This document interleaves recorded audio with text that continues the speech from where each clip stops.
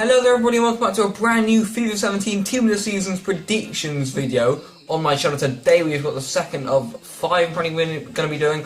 I may do more though from like the Benelux, of course, the Dutch League, or maybe rest of world or something like that, Turkish League, I don't know. But for now I've got the La Liga Team of the Season predictions. I did my BPL ones the other week, so make sure you do go and check them out and also leave a like on the video if you do enjoy the video. But today we've got the La Liga ones and we're going to start off right in the deep end with Luis Suarez. If he doesn't get a Team of the Season, well, he is going to get one, I think we all know that, but if he doesn't, then it'll be an absolute scandal.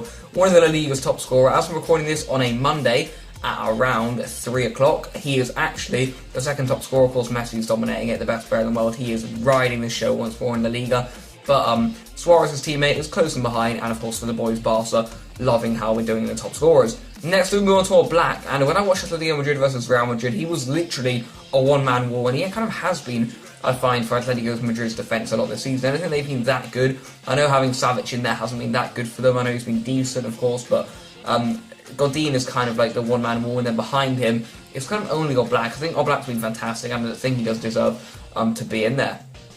PK is another one of them. He actually did get a Team of the Year card, but people thought quite controversially, whether he'll get this card is actually quite controversial too.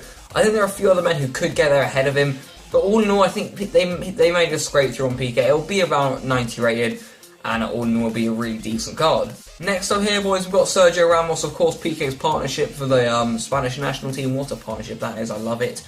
But as you see, Ramos, he's just absolutely sick, isn't he? Look at that card, it's nearly in the 80 club for a centre-back. That is outrageous. That is astonishing. If you put literally a Hunter card on him, then he will be in the 80 club as a centre-back.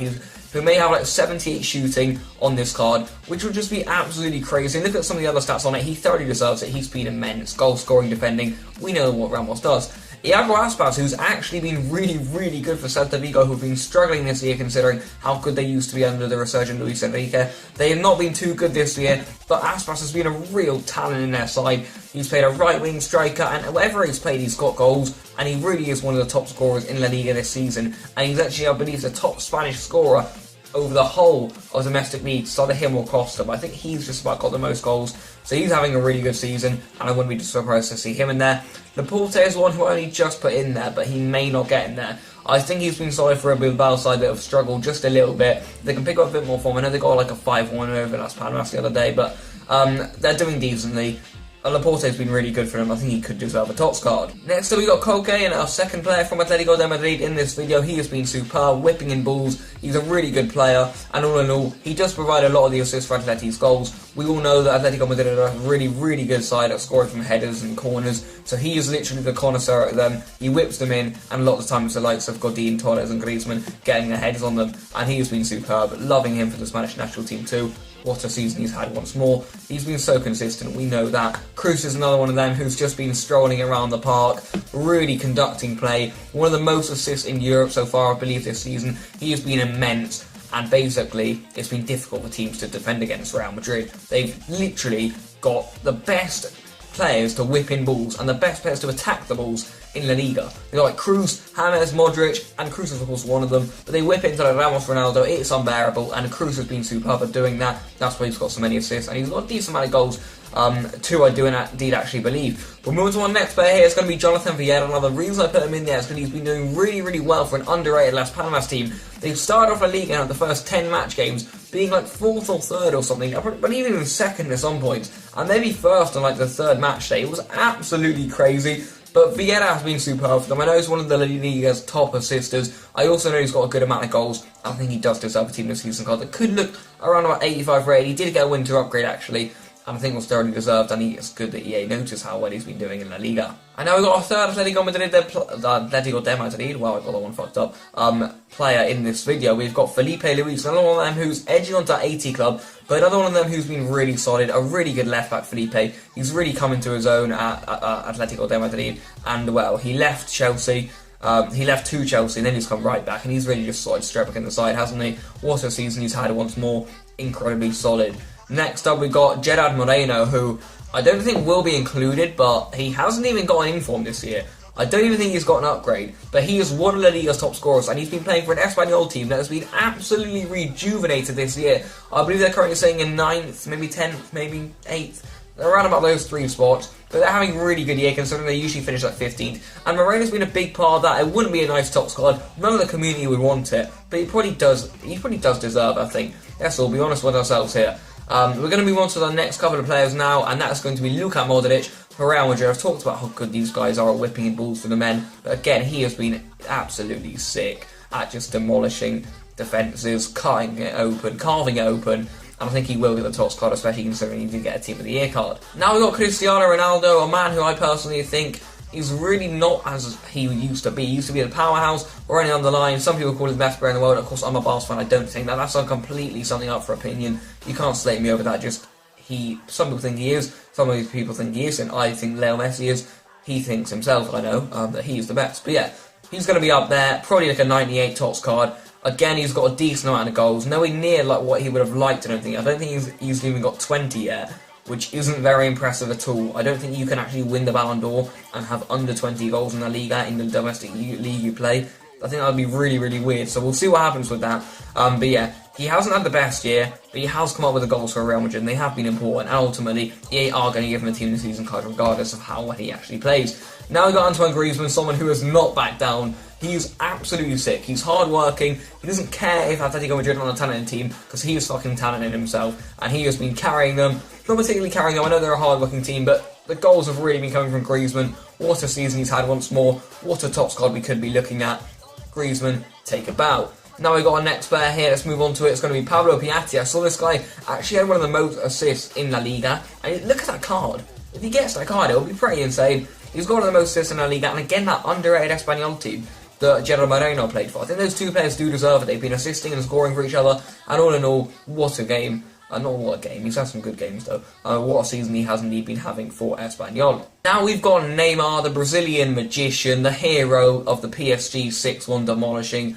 What a hero he is, and what a season he's had. Not an awful amount of goals, and he's got 9. That's not overly impressive, but if he gets 10 or even 15, he might get 15, then it'll be an impressive year. The amount of assists he's got is incredible, and for those of the people at EA who hopefully will have been watching the games, I'm Barcelona, of course I watch every single game, friendlies, you know the drill. But yeah, Neymar, he has been incredible. He influences the play. We finally have someone with Leo Messi who can actually get the ball, bring it forward, and create attacks. That's what we've been missing, and we've now got Neymar who can really come up with Leo Messi and do that sort of shit. He has been magnificent for Barca. Speaking of Leo Messi, there he is, the best player in the world that's ever lived, in my opinion. He has been sensational once more. He's heading towards 30 goals in La Liga. The assists top it off too. He's got 11 assists too, which is just outrageous. He's unselfish. If he was selfish, he'd have 50 goals, no problem. But he does play for the team. He does what's best for the lads. And all in all, he has been absolutely magic once more this year. And we probably will be seeing a 99 rated top card, even though his team in the year was only 98. But I think EA are going to have to push it over the bandage just because of how sick he's been this year. And yeah, as you can see here, we've got Casemiro, a guy who's been decent for Real Madrid, actually. He's coming to a side that is full of superstars, and he's that one guy that people think, maybe not, maybe we should get rid of him. Maybe alongside Keylor Navas, but he's been that guy that everyone's thinking, like, maybe not. But what a beast he has been. I think he is like Real Madrid's Kante. He's a really solid tackler. He's a little rough at times. I know he can be a little bit scrappy with his challenges, but all in all, every team needs someone like Casemiro to cut up play. He's been superb for Real Madrid. Next, we've got Steven Nzonzi. I think our only player from Sevilla in this video. Sevilla had a really good year with Jorge Sampaoli, of course, the Argentina man. He's been an excellent manager for them, and Nzonzi has been insane. Sevilla have recently dropped off, unfortunately, though. I think a lot more players would have been in there if they had kept up their resurgent form, but they haven't. And Nzonzi is indeed going to be in there, I do indeed believe. He's been superb, a lot like Casemiro. He's been cutting up play. I would like him a lot for Barcelona, let's put it that way. And now moving on to the final 4 players of this video, we have Dani Carvajal, someone who hasn't actually received an inform or anything like that so far in this FIFA, but whenever I watch Real Madrid, he's the danger man. I said at Bayern Munich at the half-time game, all it takes is one across from Carvajal, and literally 30 seconds into the second half, across from Carvajal into Ronaldo, and it's in the back of the net. He is so good at crossing, he creates a lot of the attacks, he's not that bad at goal scoring, and he's a great defender too. I love him for the Spanish national team, despite the fact he hasn't got any informs. I think that's what's going to really keep him out of the team this season. In my opinion, he definitely deserves a team this season. Now we got Godin. I was talking about how Atletico Madrid kind of do rely on him and Oblak a lot when they're defending, but we know this. We know the drill with Godin. What a legend! Like, he is so good at defending. 97 defending, 94 physical. could be on that card. We know that EA love to go ham. I've kind of gone a little less OP than what EA might go. I know EA love to just smash out cards that people spend a lot of money, but as you can see, that Godin card, it would still be sensational.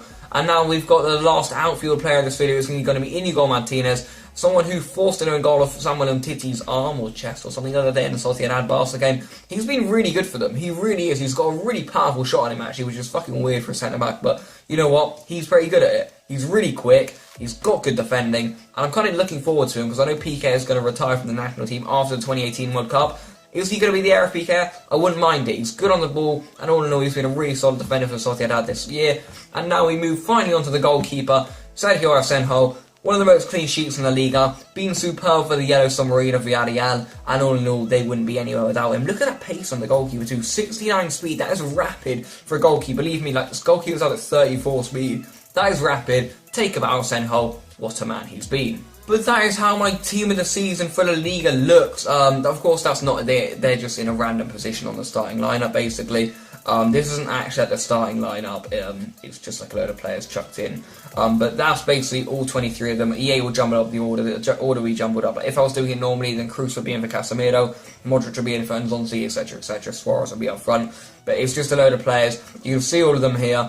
It's a very good team this season, and La Liga has been superb again. I would like to give honourable mentions to a few men, so without any further ado, let's dive into them. Right then, here I believe I've got 13 names that I would like to just point out who have had fantastic seasons too, but just couldn't quite make it into my video. We've got Rulli for Sociedad, Diego Lopez for Espanyol, Umtiti for Barcelona, been impressed with him as a new signing, coming in from a different league, he's found it difficult, but he's done really well. Varane, Mario Gaspar, Marcelo, Manu Tregueras, and Bruno from the Yellow Submarine of Villarreal, Boateng from Las Palmas, Isco from Real Madrid, Yannick Ferreira Carrasco from Atleti, I think he's been really superb too for Madrid.